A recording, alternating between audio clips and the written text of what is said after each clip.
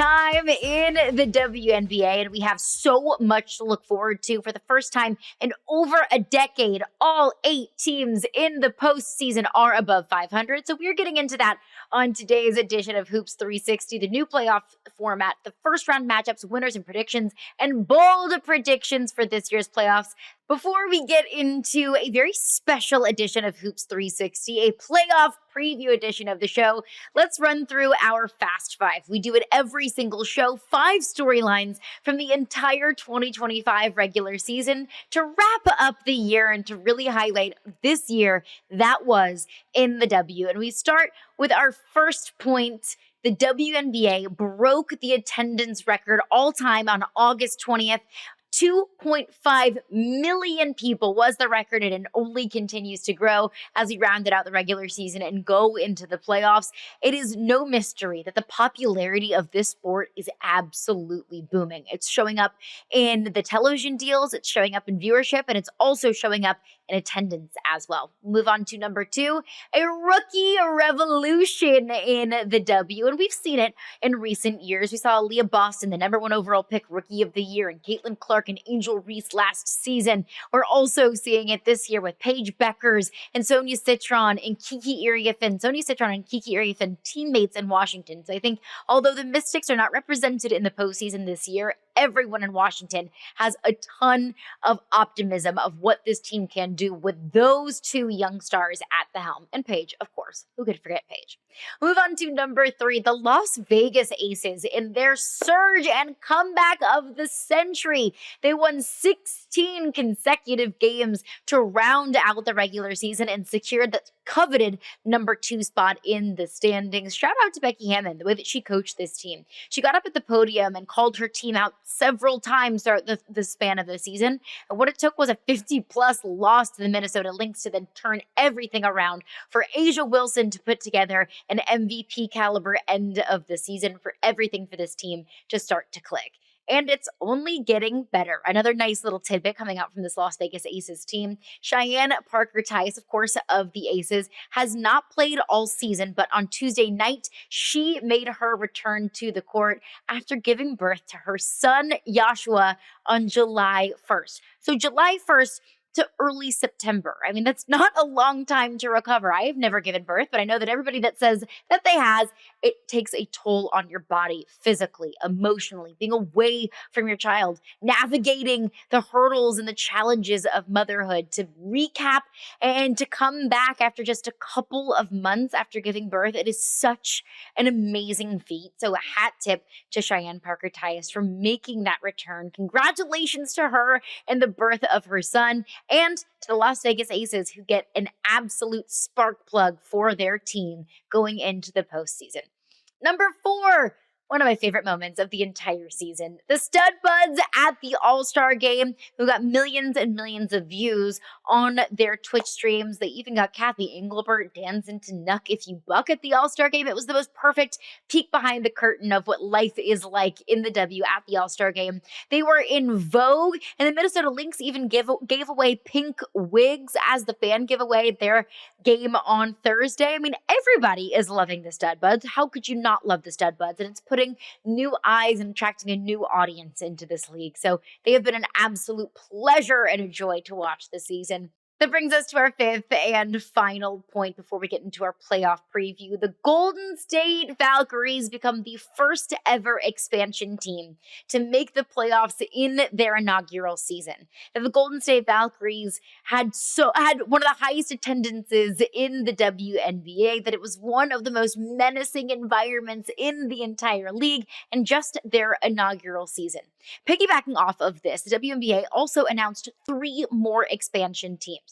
So not only is Toronto and Portland joining the fold next season, we'll also get Philly and Cleveland and Detroit, all 3 by the time 2030 rolls around. So let's see if they can bring the heat like the Valkyries did, because I've said it before, I will say it again.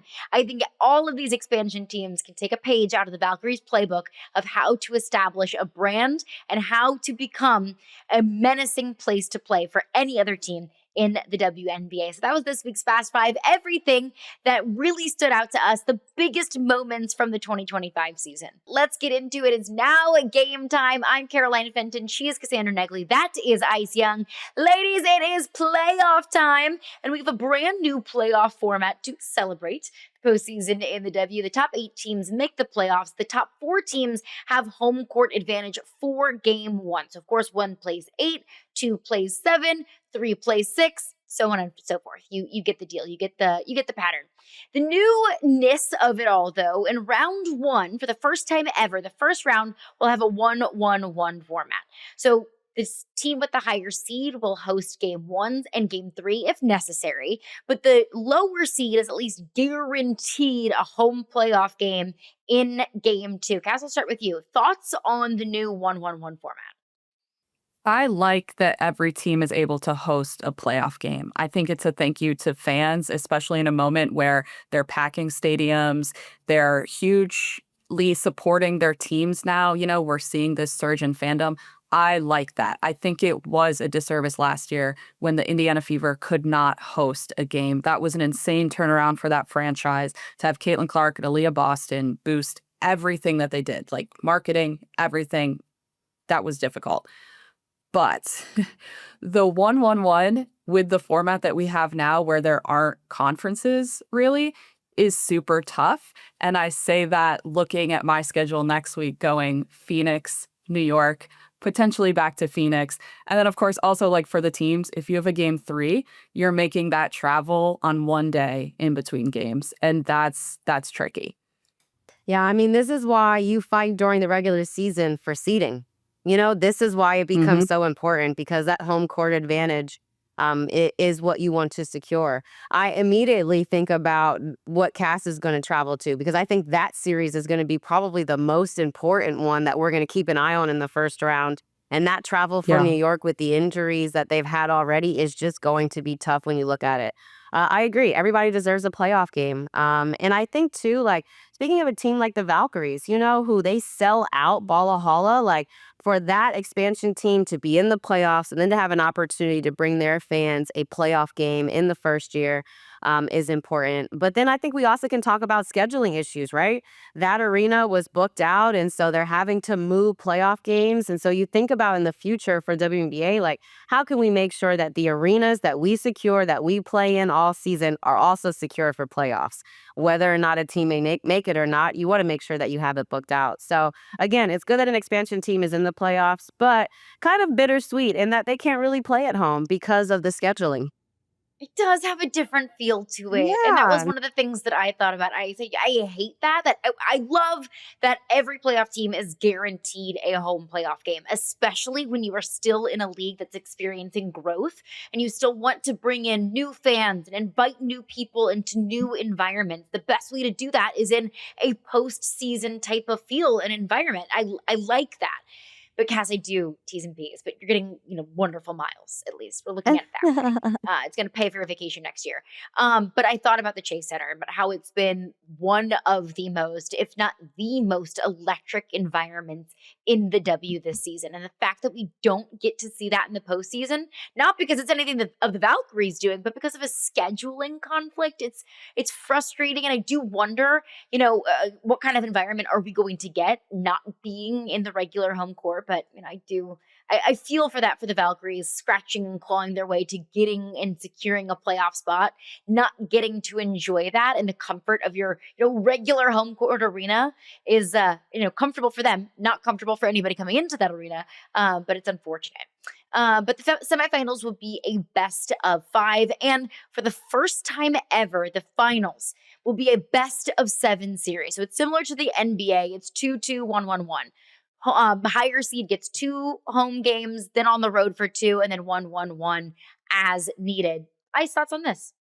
I love it. I love it. More games. We need more games. I mean, last year, the championship and the final game between the New York and the Lynx, and it was game 5. And I was like, man, I wish we got 2 more games of this. I wish there was an opportunity. So I feel like I'm excited for it. Simply put, like as the league continues to grow, you want more games, you want more coverage. And so I think this was a great feat that the league was able to accomplish. And I think it's interesting that, if you look at the playoff format, you have 3 games, then best of 3, best of 5, best of 7. So it kind of builds up to this, ladder, so to speak, which is also really nice, I believe, for the fans and the players. That by the time you get to the finals, hey, we've got to win at least 4 games. We've got a little bit more time in between, a little bit more rest time. So to me, it's important. I like the format. I think that more people will tune in because it's a bit longer. And obviously, for the basketball junkies, we hope it goes to 7 games. We hope it goes to 7. But also, I like that it puts them on the same wavelength as the NBA, MLB. Like, that's the one thing Kathy Engelbert said. All of these professional leagues do this. This is what is expected of sports like this, and we need to get on that level. I think there's a certain level of we're for real, like this is legitimate, and we're going to do these things to show that this league is legitimate and doing professional sports things. Because people inside the W know that, and people who watch the W know that. But playoffs always bring casual fans, like you said. Like once it starts getting deeper into games, that's when people are like, oh, game 7? Oh, game 6? I'm interested. And I think it's always been difficult for the W. Like every time I write it, I'm like the deciding game 5, just to make clear. Because I think there are a lot of fans who don't think of it that way because most other leagues don't do it that way. I am so with you that I think professional championship series should be 7 games. And the W wants to hold itself in that, because it is in that same conversation. So to be in the same conversation as the rest of these leagues, to allow your fans to fall more and more in love with these teams, the more and more games are being played. And I think in a 7-game series, let's say if it's 4, if it's 5 games, well, that's even more of a statement for a champion to win it in 4 or 5 versus in a 5-game series. It feels like you're kind of leaving a little bit more meat on the bone if it goes to 3 or 4. It just feels different. There's more opportunity for crazy things to happen. There's more opportunity for a champion to really stamp and cement themselves as like, we did this. We went the distance in 7, or we were able to close it out in 4, whatever that might be. So I love the 7-game series. And look, there is a realistic possibility that we get another, West Coast, East Coast kind of matchup. Let's just say if it's, Vegas and the Liberty, just for example. That's a lot of travel back and forth. Cass, I know that you're talking about that with Phoenix and the Liberty. That's a lot of travel back and forth. I feel for you, Cass. I feel for reporters that are making those trips. I feel for the players that are probably going to undergo a lot of travel. If they go all 7 games, and that's how many back and forth trips from the West Coast to the East Coast. Math is hard to do on the air, so I won't do it, but it's a lot. Sorry. I do have sympathy. I do understand how hard that can be on your body. You don't get a lot of recovery time. You're traveling to different time zones. I get it. Every other league does it. I'm sorry. This is something that we can talk about more and more in the CBA, of more rest in the regular season, not having as many of those West Coast, East Coast cross-country trips in the regular season. But this is the playoffs, baby. This is the finals. This is what it is. This is the biggest environment, and this is the highest stakes in all of women's basketball, Ice. Yeah, I mean, I love that the W expanded this year on multiple fronts, right? They added 4 more games to the season. So we played 44 instead of 40. We have this best of 7 series, which, like we've already talked about, just, resembles, other professional leagues. To me, it just shows the continued growth in the league of, hey, where can we go? Where do we need to go? Now, the question becomes like, what's next? Is it next that the first round is best of 5, and then we have best of 5 for the first round, best of 5 for semis, and then we still keep best of 7 for the finals? Is it going to move to where everything is best of 7? Would we want to see that much basketball early? You mentioned it, Caroline, already, that for the first time in God knows how long, all the teams that are making the playoffs are above 500. I'd like to see a best of 7 series for all of those matchups. And so I think it's interesting to see where the league will grow and where it will continue to peak. But I think it's also, too, I'm very interested in this 3-5-7. I'm curious to see how teams weather the storm. And if you play that extra game in the first round and maybe you drop one, then how do you perform next in the best of 5, right? And then just health. Health, so important. Now that you have best of 7, if you mess around and get to 7 games, Do you have everyone on the roster? Can everyone make it? So I think it challenges the players too right now to make sure that, hey, if you want to go the longevity, if you really want to go the distance, you must take care of your body and you must have healthy players on the roster at this point in this season. But I like where the W is taking it in terms of more games. I think that's only going to bring in more viewership and honestly better basketball. Like imagine playing a best of 7 in the finals. Come on, that's lit. 100%. It'll also be interesting to see how quickly they make those changes that you're interested in seeing if they will, right? Yeah. Because players are still negotiating a CBA. There has been all of this incremental growth. And I know at least a couple of years ago, like I was chatting with Alyssa Thomas about potentially expanding the playoffs. And she was like very adamantly at the time, no. Like Mhm. there are already, like she's like, 5 is enough. You know everything you need to know in 5 games. So there's an interesting difference there. And with players talking about what they want for the future of the league, it'll be interesting to see how much say they do have in what it does look like coming up. And probably for AT, saying 5 is enough because one, winning 3 games is already pretty substantial against the same opponent, plus travel, but two, the time in between, right? If we expand the season a little bit longer, then maybe players will want best of 7 because they have the time to travel in between, the time to prepare, the time to rest a little bit. But if we continue with the time frame that the league currently has, and then you want to add best of 7s maybe in the semis or in the first round, you're just now condensing time. So then more players are playing more back-to-back and they're not getting rest. So I understand AT, especially as a veteran in this league, knowing what it means to play a team that's across the country for 5 games and knowing that winning 3 takes a lot. But I think if the league were to expand how long it is actually playing, then we can talk about adding more playoff games. I think the regular season 44 is actually a very good number. I think that number should stay put to where it is, but I think the extension of the playoff period needs to happen so we can add more of these games so players can have more rest, so we can watch playoffs with all of our favorite players. You need more I would roster agree, yeah. spots. And that's something that they're fighting for in this upcoming CBA because I saw a stat. It was pretty staggering because, the pushback maybe from people, that are trashing the WNBPA for the scheduling is well, the NBA does it. The NBA plays more games. The NBA plays longer playoff games. Well, the NBA on average plays 19 different players in the course of a regular season. Wow. The WNBA plays on average 11. It's that is crazy. That is a crazy stark difference when you're talking about injuries and travel and back to back and cross country road trips. So, I think if you're going to have the conversation of keeping the regular season how it is, as you continue to add more and more teams, which means more and more travel, like you're gonna be going to Toronto here soon. You're gonna be going to, if you're on the East Coast, or excuse me, if you're on the West Coast, you're gonna be making significantly more East Coast directions are hard. Road trips with the addition of Cleveland and Detroit and Philly, like you need more players. Like you need more opportunities for rest. Maybe that doesn't show up in the schedule, but it does show up in the number of players that are available. So I think there's tons of CBA implications that we're going to see upcoming here in the postseason. But let's get into it. Let's get into our first round matchups just to go over the seeding. At 1, we have the Minnesota Lynx. They have been in that spot for a majority of the season. At number 2, the Las Vegas Aces, red freaking hot, coming off a 16-game winning streak, secured that coveted number 2 spot. The Atlanta Dream at 3, the Phoenix Mercury at 4, the New York Liberty at 5, the Fever at 6, Seattle at 7, and the Valkyries at 8. We'll start with the first matchup. The number 1 team in all of the land, Nafisa Collier's Minnesota Lynx, taking on the Golden State Valkyries.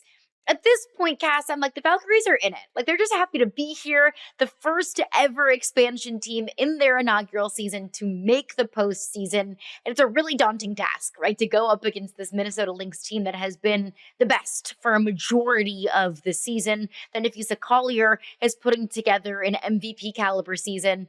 Your initial thoughts on this one and kind of where the Valkyries are at going into the postseason for the first time. I get that they're kind of playing with house money here, but I don't think it's really house money because, first of all, Natalie Nakase is not going to be just happy to be there. This is a 2-time champion with the Aces, knows what it takes, knows how to get her players there, clearly with the job that she's done as a potential Coach of the Year candidate. But then also, when the Valkyries were announced, I mean, the owner made no small small thing of the fact that he wants a championship in 5 years. And that's how you do it, is you have to start somewhere. You make the playoffs, you make noise in the playoffs. I think it could be a good series. I think the Lynx will probably take it in 2 because they have the experience to close it out. But that game the other night, the finale, I mean, Golden State brought it within 4, and the Lynx were playing their starters quite a bit.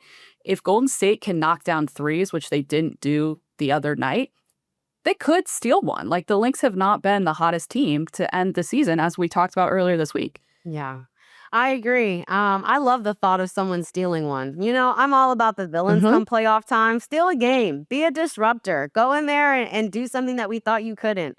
I tell you what, I think if the Valkyries steal a game, it would be because of their defense. To me, their defense has been the calling card all season, that they will either find a way to limit a Courtney Williams and limit her production off of the pick and roll game, to limit maybe a Nafisa Collier and make her shots tougher or make her work for them a little bit more than she has to or she's had to this season. But it's going to be their defense. The other thing about coaching this time of year, what tricks do you have up your sleeve? You know, Natalie Nakase won championships, obviously was coaching with a Becky Hammond. I'm curious to see what the Valkyries maybe do a little bit differently in these at least 2 games that they're guaranteed to shake something up. So I would say keep an eye out for that. Keep an eye out for Veronica Burton. I think a lot of the attention that the Lynx are going to put defensively is going to look to shut down the point guard. To me, I think if you shut down Veronica Burton, the team doesn't operate the same. They don't have the same well-oiled machine in terms of ball movement and the pace that they play with, which is steady. It's not fast, but it's steady. So I think those would be keys that I'm looking out for. But if you're the Lynx, you've been the #1 overall seed for like a month now. You were the first one to clinch playoffs. Like, you want to start off strong. You want to send a message that, hey, we're here. We are ready to play. We're going to take care of business early. You do not want to have to play 3 games in the first round, especially against the Valkyries team. Like, they hoop. They are playing tough. They are competitors. So to me, it's important for the Lynx to make sure that they try and win the first 2 and get out of there. I don't think you want to spend an extra game playing the Valkyries. Yeah, I just don't. I think there are a couple other teams that made it to the playoffs where maybe you could do that and drop a game and you'd have some confidence. I wouldn't mess around with Golden State. You need to get them up and out of here in the first 2 if you can control that. Veronica Don't Burton, by mess the way. around because you will find out. Because you will True. find out. Come on, Cass. You will find out. FAFO. FAFO for a reason. And Veronica Burton, I think, is one of my favorite stories of the W this year that we don't really talk about a lot, maybe because the Valkyries aren't the sexiest team to talk about. But Veronica Burton is averaging more points this year than she did in her previous 3 seasons combined. Like, Veronica Burton has had a breakout renaissance kind of year in Golden State. And I feel like that's kind of like the microcosm for this Valkyries team as a whole. This young, plucky bunch that nobody expected anything from, and now they might mess around and steal a game that they weren't supposed to win against the #1 team in the WNBA. So, I mean, I think that's kind of a message too, or like a takeaway that I might have about this playoff field. The Lynx are the #1 seed, and they're not getting a break. There's nobody in this field, at least at the top of the standings in the top 4, that I feel like, man, they got a really lucky draw. Because there is no gimme, at least that I see, in the first round of the playoffs, which takes us to the second ranked team in the league, the Las Vegas Aces, taking on the Seattle Storm. We'll get into our spicy, bold picks for the postseason a little bit later on in the show. But talk about not getting an easy out. Talk about FAFO. You know, frick around and find out. This Aces team is red freaking hot, but this is a Storm team with a ton of experience, Ice. Yeah, you know, to me right now, experience is actually the only thing I can say that is on the side for Seattle. I know that comes across harsh, but I have not liked how they played the last 8 games of this season. And I was watching because they were one of my teams that I thought was going to finish this season in the top 6, especially after Brittany Sykes was traded to the team in the middle of the season. Like, I thought they were going to take it up another level. There have been some positives for them. Dominique Malunga, who I voted all rookie team for the WNBA, like, has been a bright spot and has really showed what she can do and her versatility. But something about Seattle just hasn't clicked. It has not clicked in time. It doesn't look consistent. You can rely on Aneka Agumake and Skylar Diggins and Gabby Williams and Brittany Sykes. I mean, those four right there have so much experience in this league that come playoff time, you would have trust in them. But with as hot as the Aces are and the inconsistency of Seattle, this could also be an easier first round for the Aces. I could see this also going 2-0. Yeah, I just think Seattle has looked very inconsistent finishing this season, and it didn't give me a lot of faith going into this first round that they would be able to steal a game against the Aces, who are looking like they're going back to the finals. So inconsistent Yeah. that I have no faith in. Like, I think if you're an optimist, you're like, oh, but we've been good if you're a Storm fan. But if you're a pessimist, which I am, it's like you've looked so bad that how am I supposed to trust that you're going to be very good when it matters? It matters. I think if you're the Aces, you went into the finale not fighting for the number 2 seed because it's home court advantage until you get to the finals, but fighting so that you avoid Golden State and you get to play the Seattle Storm to start your playoffs. Yep. It's consistently inconsistent. This Storm's team has been all season long. Brings us to our third matchup of the first round, the Atlanta Dream hosting the Indiana Fever, at least in game 1 of the first round of the playoffs. And we talked about the Valkyries that are, it might be easy for me to say on the outside looking in that they're just happy to be here. That's not the identity inside that locker room. The Fever might just be happy to be here. I mean, I know that sounds crazy going back to their preseason expectations, everything that they did to build up a championship roster, but no Caitlin Clark, no Sydney Colson, no Erin McDonald, no Sophie Cunningham. I really do think, Ice, that it could be close to, I'm not going to say a miracle, because that sounds ridiculous, but it is really, really, really impressive that they're even in the mix at this point. And that's a credit to Steph White. That's a credit to Kelsey Mitchell. That's a credit to all of the glue that's been able to hold these pieces together. But at this point, I look at the Atlanta Dream trying to take that next step forward, trying to kind of get over the hump versus the Fever that are just kind of crawling to the finish line. I think this will be a more interesting series than we think. I think we're going into it, yes, with all the players at the Fever are down, but let me tell you who they still have. Who I voted all first team in the WNBA, Kelsey Mitchell. They still have an Aaliyah Boston, who shoots over 60% from the field. They still have a Natasha Howard, who has won 2 championships in this league. I cannot state enough, as we talk about playoffs throughout the course of our pod, how important it is to have people on your team who have won championships in this league, who just know how to get it done. And a Steph White. We talk about coaches who have tricks up their sleeves. I'm sure she has schemed and game planned a ton for the Atlanta Dream. Whether or not those 3 can take the Indiana Fever the distance, be interesting. Do I think they can win a game? I do. I do think that they can beat Atlanta. I do think that Atlanta will have to go home in game 3 and secure a game. We're going to have to see how good Ryan Howard is, Alicia Gray, Brianna Jones in the clutch. I truly believe that series will be closer than we think. The other thing is the post matchups in this series. I mean, if you like the inside game, Aaliyah Boston going up against a Brianna Jones, Aaliyah Boston going up against a Brittany Griner coming off the bench for Atlanta. I think the inside interior game for this series is what I have my eye on the most. I do have Atlanta advancing, but I do have Indiana winning a game. I also have the Dream in 3. I think Indiana is more dangerous than people think. At the beginning of the year, I think it was that first Dream Fever game. I was like, if this could be a playoff game, and if it is, like, the Fever are probably in trouble. That was with Caitlin Clark. Credit to the Fever for we're still kind of in that position. Like, they might be able to pull it off. I think they will steal a game. I think what's most interesting about this is the Dream probably have the depth advantage, whereas, kind of like you said, Ice, the Fever might have an experience advantage with what they've brought in. I mean, certainly like Brianna Jones with the Dream has been there, but Alicia Gray, Ryan Howard, like, their guards have not been there. I know I can say that Gainbridge Fieldhouse is going to be bananas. absolutely Mm-hmm. bananas in that second game. So I don't think that it is crazy to say that it could be Dream in 3. I do think the Dream win this series, but for Indiana to take that second game and force a game 3, that place is going to be absolutely crazy. Where the popcorn really is if they win the first game. Ooh, You know, good if point. they win the Yeah, first game, like the game you want to steal is really the game that's on the road, obviously, right? So it's the right. first Mm-hmm. game.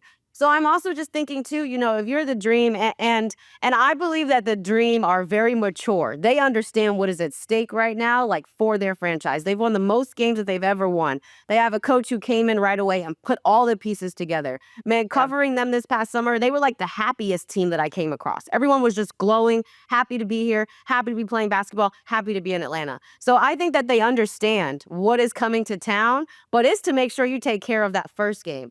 Because if the Fever mess around and steal game 1, you're now in Gamebridge where you can't hear a thing, where all they're doing is yelling and screaming and this and that. And now Kelsey Mitchell, Boston, Natasha Howard have confidence at home. So to me, it's like, yes, we obviously all are watching the first game, but if there's any series where I'm picking the first game to be the most important, it's this one. Because I think Indiana could steal one, and they steal the first one, it's over. Then I don't know what we're talking about. There's also a coaching difference here. Like, to your point, you're talking about Stephanie White has been here. Carl Smusko has not. I mean, an incredible coach in college and knows what the tournament is like. But the tournament, as players say all the time, it is not the same as WNBA playoff basketball. And as a coach, it's better if you know what you're going into because you have experience having been there. Carl Smusko has never even been there as an assistant. And I think, to your point, like that could be an interesting thing to watch if this is close late in the first game. Chess match there. What game could be close is a game cast that you are going to be at. You are hitting the road, wheels up to Phoenix, the New York Liberty versus the Phoenix Mercury. I kind of view Phoenix in a similar light as Atlanta. As can you get over that next hump? Kind of those teams that have been a little bit in the mucky middle versus New York.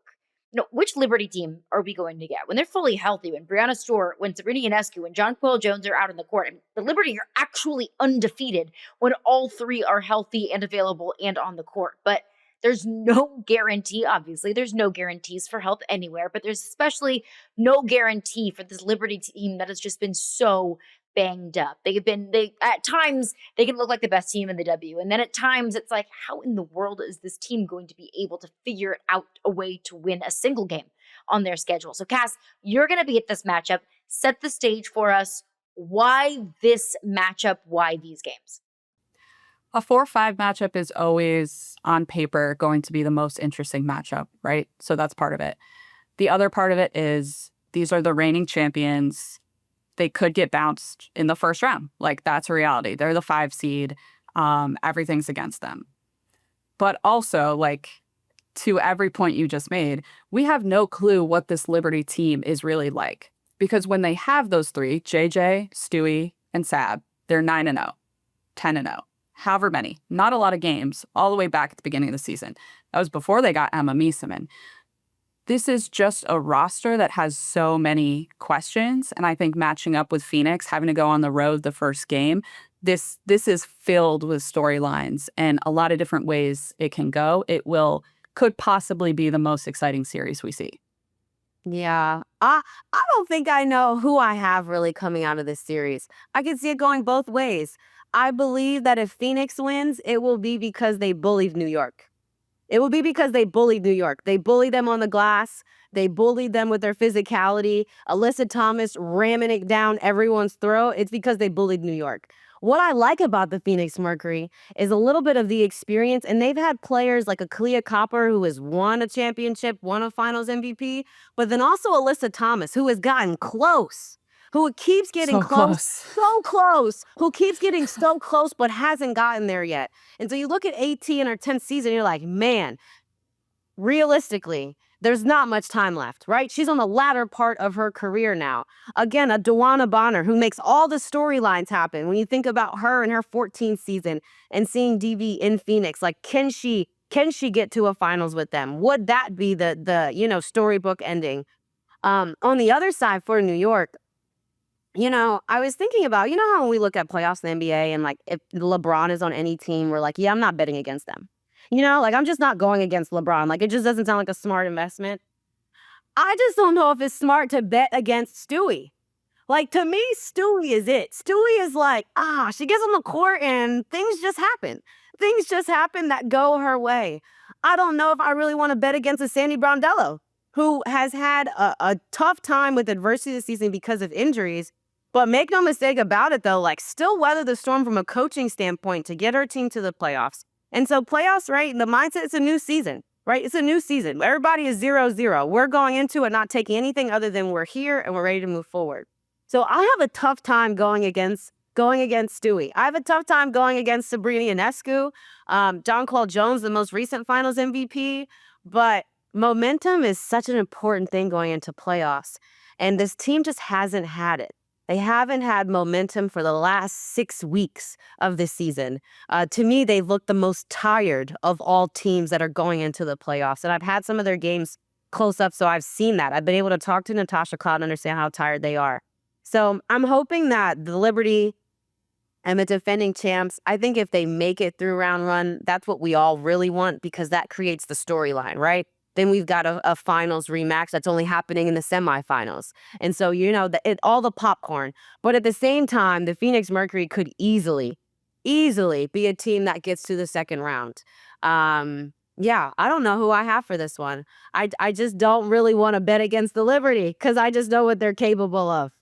So it's hard to bet against the reigning champs. Yeah. But why do you think that is, Ice? Like, I know they've been banged up. I know their schedule down the stretch was a gauntlet. They had several West Coast road trips. I think they had 2 within the span of 2 weeks. But why do you think it is that they do look and feel so exhausted? They're kind of limping into the postseason. Yeah, I mean, obviously the road trips, the injuries to all of their front court players throughout the course of this season, like all of their front court players have missed more than a handful of games. And then just the lack of chemistry. The lack of chemistry. We talked about an Emma Miesemann that joined the squad, but then you just haven't been able to see everyone gel for more than a handful of games. You don't know what it looks like when Sabrina Ionescu is coming off the screen with Miesemann, and then it's Jonquel Jones and Stewie. You just don't know what that looks like yet, and you don't know what it looks like consistently. So to me, that's the surprise. But on the other side of it, what lies is like the surprise in the fact that they haven't been able to build chemistry yet, but because it's so many veteran, experienced, championship caliber athletes, I wouldn't be surprised if it clicks the first game and they'd score 120 points. And it's like, you know, Phoenix is up and out of here. Like, I just also believe that they have obviously the talent and the depth on that squad to make it happen. The only challenge with the New York Liberty is even with all the players and everyone playing fully for them, I'm wondering if their defense is good enough.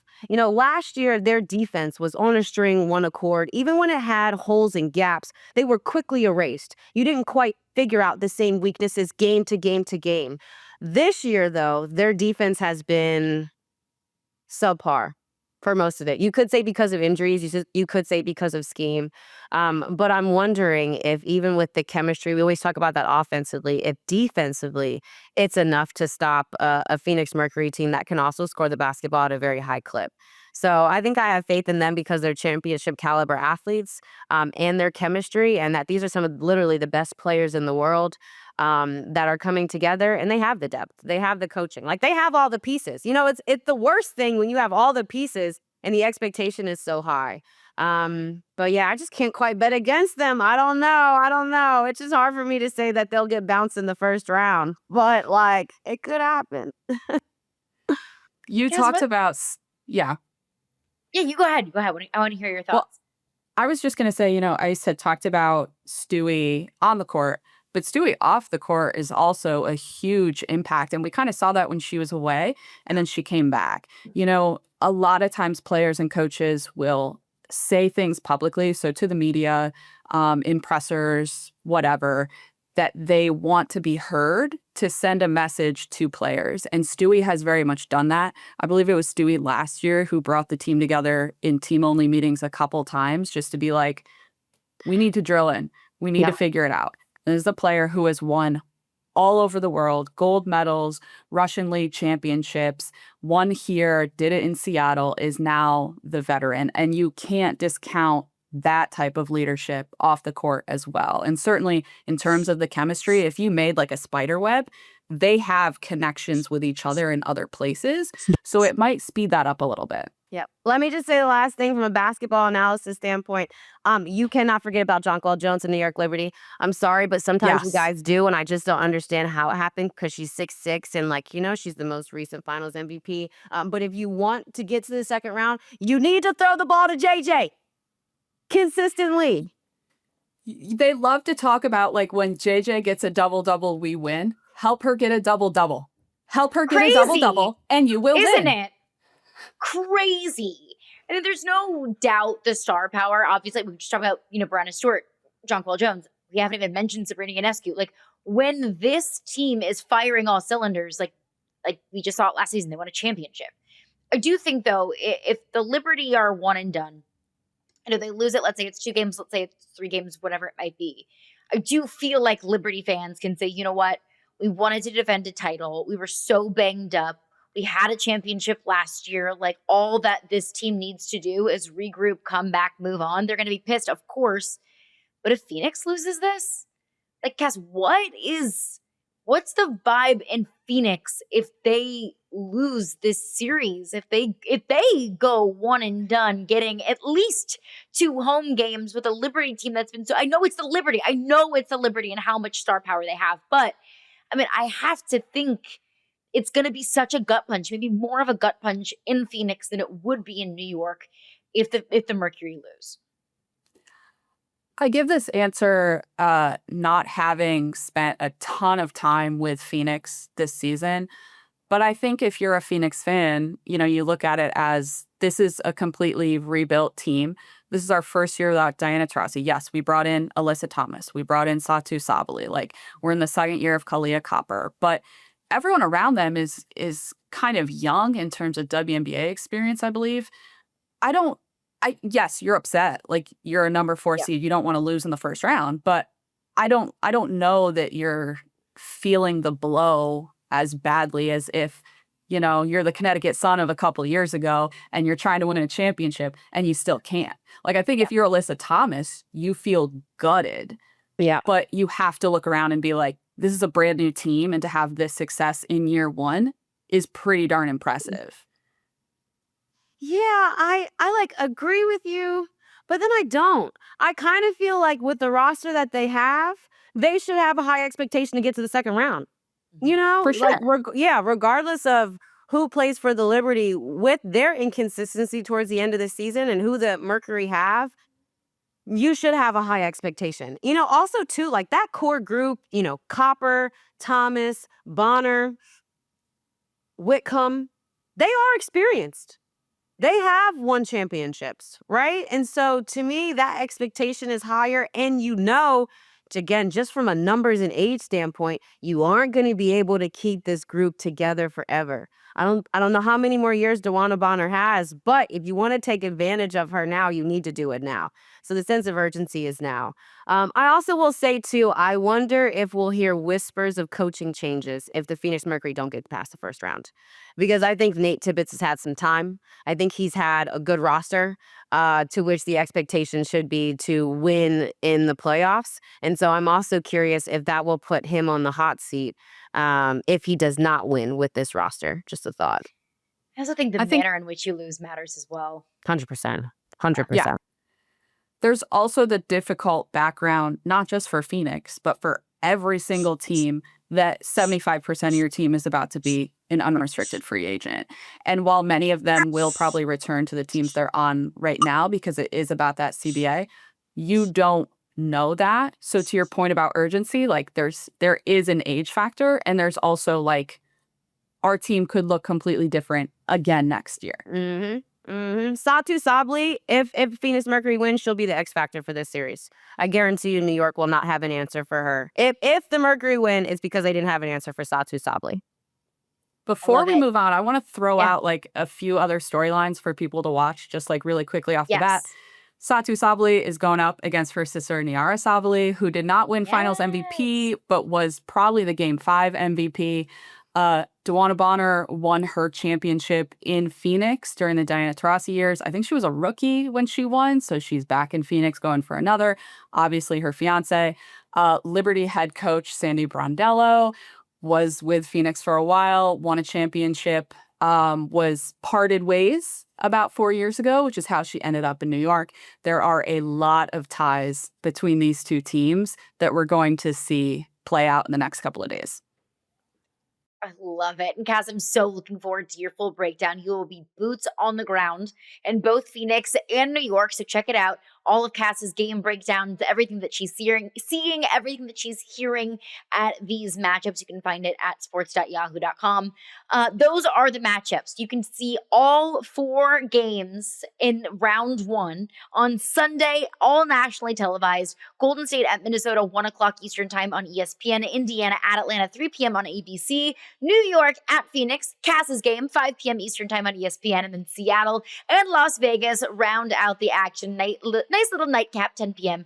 on ESPN. Those are the games. Let's get to our predictions. And not just who's going to win this, who's going to win that. No, bold predictions, juicy predictions, hot sauce on spicy, bold kind of predictions.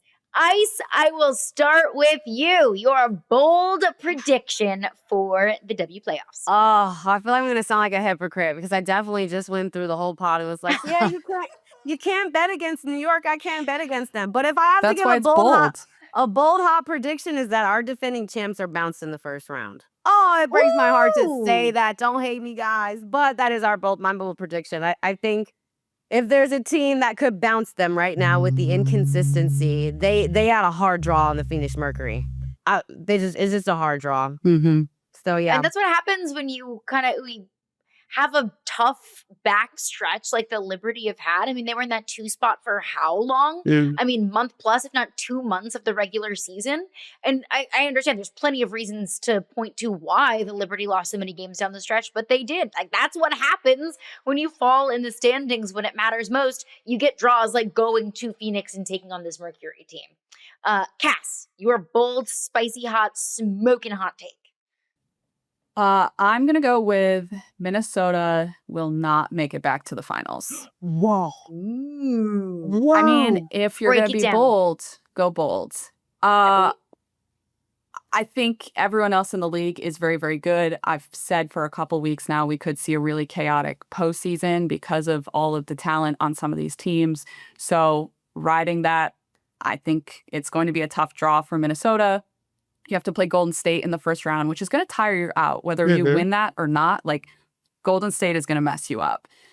Atlanta could trip them up. Every game there was decided by 4 or fewer points. There was an overtime win. Las Vegas has been on a tear since that 53-point loss.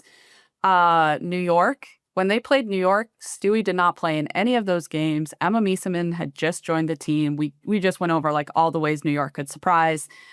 Phoenix did not have their big 3 available in any of their games against the Lynx. Alyssa Thomas missed 2 games. Satu missed 2. Ka missed all 4. I just think all of that context in the regular season, like, I'll say they won't make the finals. Sure. Oof.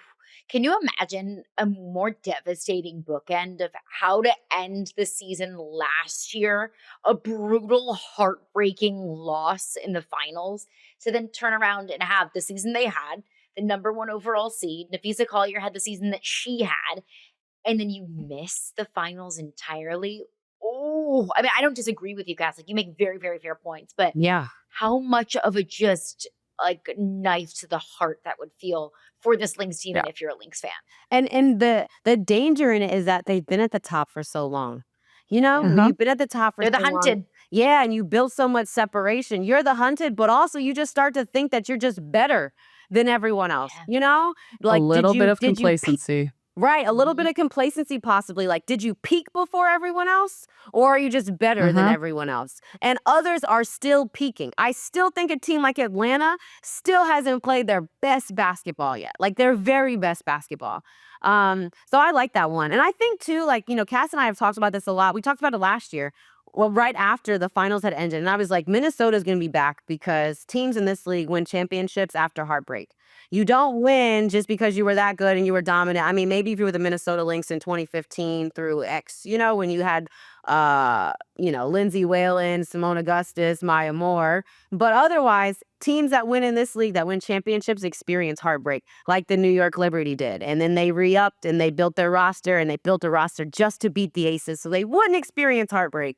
So I also think that the Lynx, it's like a double-edged sword. Either they're coming into playoffs and they may have some complacency because they've been the top for so long, or they're coming in and saying, hey, no, we still remember the feeling that we felt in Game 5 last year, feeling like a call differently here or there could have allowed them to get a championship.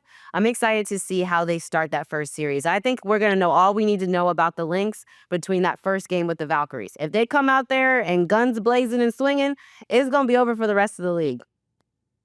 Oh, I mean, I believe too that in order to win a championship, sometimes you have to be knocking on the door of a championship for several years. That it's very rare to see a team just completely come out of nowhere Yeah. and win a championship.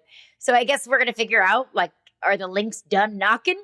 Yeah. Or will the knocking continue going into next season? That's like the Connecticut Sun a couple years ago, Yeah. right? I Uh-huh. mean, you thought that eventually they were going to win one because they had just gotten so close too many times. Yes, Or like yeah. you're Like, right how there. can you keep losing in that way? Yeah.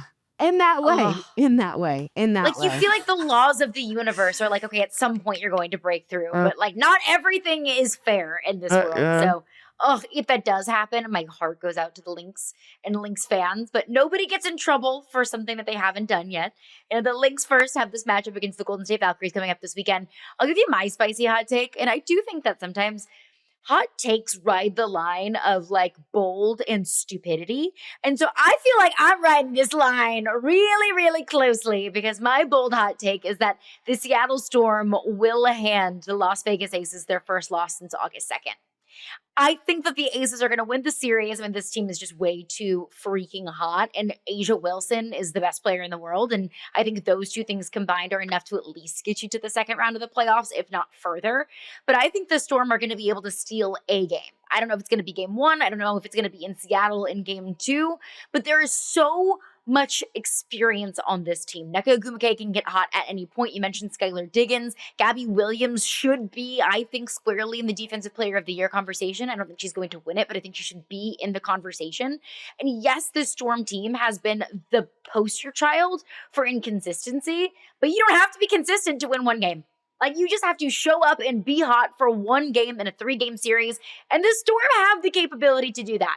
So I think the Aces winning streak will be snapped at some point in this matchup. I don't mind it. I will say, yeah, I think that's a good one. Also, if Seattle does snap the streak, you might look back at it if you're the Aces and say, that was the best for us. We kind of had to reassess. You hear that a lot from teams like, I mean, the Aces right now, right? They get blown out by Minnesota. It looks terrible. And now they're on a 16-game winning streak. So I think it could help the Aces in the long run. Not that they should purposely lose. Right. Sometimes you need a kick in the butt. Yeah. The only way the Storm win is through experience. There's nothing in terms of their basketball play that really gives me faith that they can beat them. But anybody can be beat on any given day. I also think for the Storm that this is an important playoff series. I do also believe that if it doesn't go in their favor, there will be major changes for that franchise to come because they have had several pieces over the last few years that could have gotten them a little bit farther than maybe they have. And there's a legacy there of winning in Seattle. Obviously, Sue Bird, Stewie were part of setting that legacy. And so if there was a team that maybe has the most pressure coming into the playoffs to perform and win, I could think that the Storm, from a franchise standpoint, have a ton of pressure. And that can make or Yeah. break you. Like, that 100%. can fuel you, those expectations that they could look at it and say, look, our regular season did not go according to plan. That we are way better than maybe our final record would indicate. Like, we are going to prove everyone wrong about who we are. Or that pressure can be crippling. Like, that pressure can just weigh on you. And maybe that has weighed on them over the past couple of months. But we shall see. We've got some great matchups. I'm pumped. It feels like it was just yesterday that Shelby and I were running around at the national championship game picking up Yukon-colored confetti. Now here we are in the postseason. Time flies, and it's going to be a blast, and we will be back right here next week. We'll have a full round one recap. Any surprises? Game one recap, rather. We'll have any surprises that we may have seen, massive winners, best performances, all of our initial reactions to the first little bit of action that we see in the WNBA postseason. She's Ice Young. That's Cassandra Negley. Everybody wish Cass very happy and safe travels on her way to Phoenix and New York. Again, you can find all of her game breakdowns on sports. It's at yahoo.com. And you can find us on your preferred podcast platform and the Yahoo Sports YouTube page. This is Hoops 360, and we will see you in just a couple of days.